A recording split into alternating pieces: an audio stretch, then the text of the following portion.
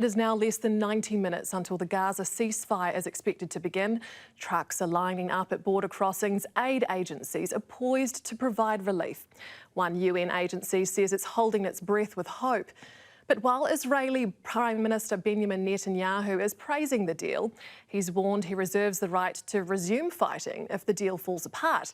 And if he does, he says Israel will do it in new, forceful ways. Rwani Pereira has the latest. As the hours tick down to a truce in this war, Israeli airstrikes continue to rain down on Gaza. Israel claims it struck over 50 terror targets this weekend. More than 100 Gazans have been killed since the ceasefire deal was reached last week.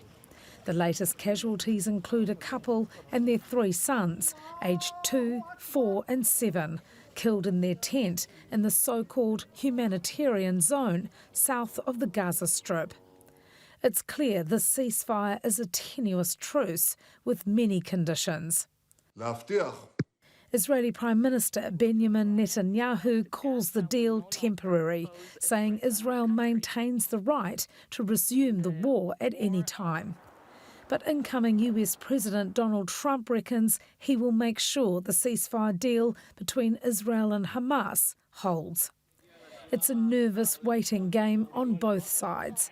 Overnight, the families of Israeli hostages gathered in a Tel Aviv square, as they have done every weekend for the past 15 months, wondering if their relatives are one of the 33 expected to be released from captivity tonight. Meanwhile, in the Israeli-occupied West Bank, this father is hoping his son is one of almost 2,000 Palestinian prisoners of war, also being released over the coming weeks.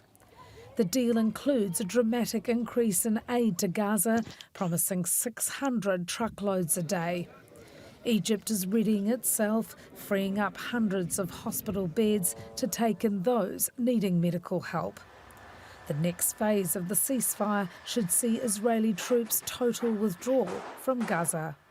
But that seems a long way off. How it will rebuild from the rubble and who will be in charge are all questions for another day, because reuniting some of the innocent victims of this bloody war